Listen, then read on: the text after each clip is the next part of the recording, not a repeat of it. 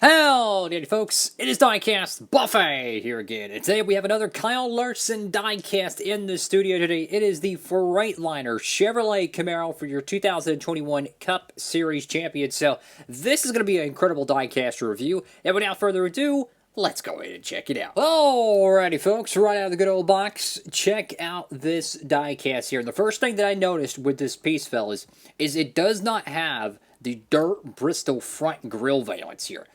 So my best guess with this one is this paint scheme was kind of put in production or pre-order rather and approved before the dirt Bristol specifics were officially confirmed. Therefore, meaning this diecast was probably rendered and everything before the dirt Bristol graphics and stuff we would see on maybe the Kevin Harvick dirt Bristol card. So we do get kind of a stock version of this thing, which I think is really good, and I would prefer it that way. That way we could have the version of this car maybe at a normal 1.5 mile in a diecast series, or perhaps you could make it like the dirt Bristol version. It gives you options, is what I'm meaning. So you got Freightliner right there on the hood. You got the Larson front windscreen. Let me get a closer look at this diecast and get it to hopefully focus like I want it to. There we go. So you got the number 5 right there with the same HendrickCars.com paint scheme, livery, but obviously a different color palette. Got Sunoco right there on each side of the front valance. Got the Hendrick Motorsports decal right there. Over to the left side of this diecast. Now, I will admit this car, in my opinion, color-wise, could have been a little bit better. I'll be honest with you. One thing I was thinking is, how would this car look with day glow numbers? Think about that. The black and the white with kind of a silver. I think it would look really good with kind of like a Terry Labonte Day Glow 5. I think this car would have looked really good with that. Still, nonetheless, still looks good with just your normal number 5. So, you got Kyle Larson right there on the windscreen right here. You got, or not windscreen, but the driver's side window. Got the Race Win sticker from Vegas. Axalta Akron's Freightliner, Mac Tool, Simeon's, and Cincinnati Industries. Valvoline, Freightliner, HendrickCars.com. Got American Ethanol, Cup Series race car, Goodyear, and Tarleton. We'll be comparing this car to the Brad Keselowski one later in the video.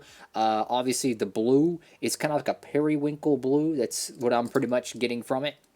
You go to the back end of the car here.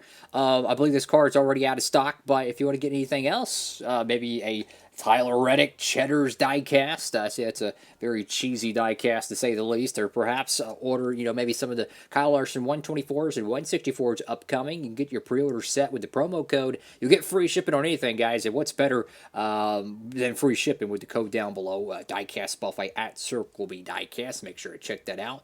So you have the 5 right there. Camaro Z01 with a Valvoline decal there. There's a little bit of a nick right there in the Freightliner decal, unfortunately. So to the right side of this diecast, guys. And, this is not my favorite Kyle Larson paint scheme by any means. Honestly, I would kind of put it closer to the tail end of the Kyle Larson 2021 totem pole, so to speak. But it's certainly a very good-looking paint scheme. Very good-looking paint scheme. We do see a little bit of kind of a decal nuance. This is probably one of the most tricky portions of a Chevy Camaro to wrap right here. So it's very difficult to get that decal to wrap around the body line. So even though it does look a little bit unorthodox, it's actually pretty consistent with the body style, getting that to fit appropriately. So you go to the roof of the diecast here, and you get a much better look at the number 5. Notice the roof number is more flat, not really a three-dimensional look. But when you look on the left and right door panel, much more of a three-dimensional design. So these are technically 2 different number styles, which is interesting to note. Very reminiscent of the Tony Stewart / Joe Gibbs Racing 20 that they've used for the better part of 2 decades. Got the Freightliner decal once again on the roof flaps. I believe this car was only ran at the Dirt Bristol race. I could be mistaken on that, so correct me if I'm wrong.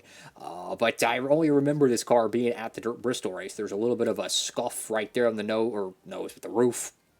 Got Larson on the back window. I do like the new 2022 window banners. I think they look very sharp. And you got the Freightliner decal on the tail end.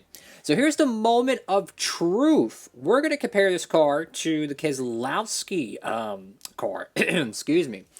So, Freightliner got 2 diecasts produced in 2021. Now, I'm not going to take this car out of the box just yet because I have to do a review on it, I don't want to kind of spoil it. But I will give a kind of a brief look at this, guys.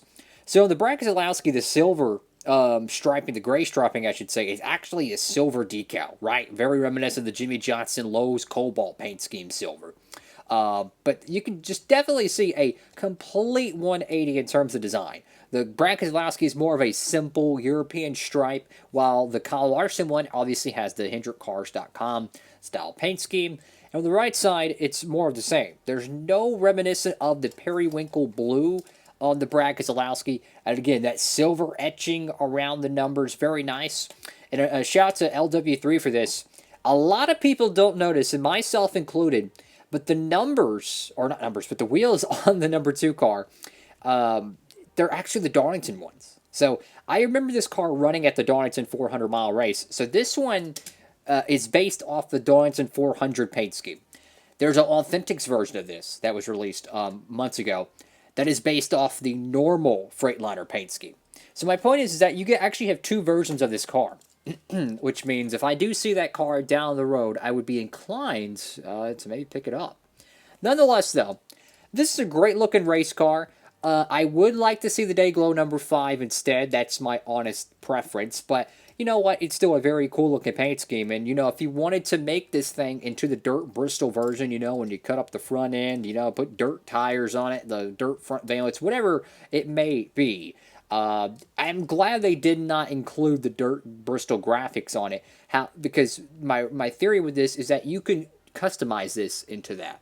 So you could use this as a primary paint scheme in your diecast series. You could make it an alternate at a 1.5 mile, a Talladega, etc. So it gives the collector, the consumer, more options, and I'm very much in favor of that. But it doesn't matter what I think, it matters what you think, or is it this way? Whatever it may be, feel free to comment down below what y'all think about this 2021 Freightliner Kyle Larson diecast. I don't expect this one drying up, to be honest with you. I feel like this is going to be a diecast very reminiscent of the Mark Martin 2010s, where you're going to see a lot of them, of a few paint schemes, but some of the paint schemes are going to dry up pretty bad. I feel like this is going to be probably up there, excluding the raced versions. This is probably going to be one of the most easiest ones to get. I could be dead wrong on that, I might add, but I just feel like this one is not exactly the most popular Freightliner paint scheme. But nonetheless, if you're a Kyle Larson fan and you can get this diecast, do it, fellas, because Kyle Larson cars are pretty tough to get. Anyways, folks, thank y'all so much for watching the video. If you can, please give it a huge thumbs up. Thank y'all so much for, again, 3,800 subscribers. Couldn't do it without y'all, guys. I take no credit for it, guys.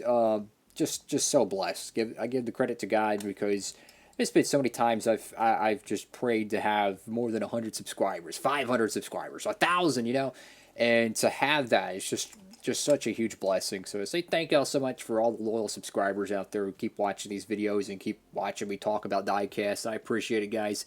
Have a great one, everybody. Diecastbuffet, signing off.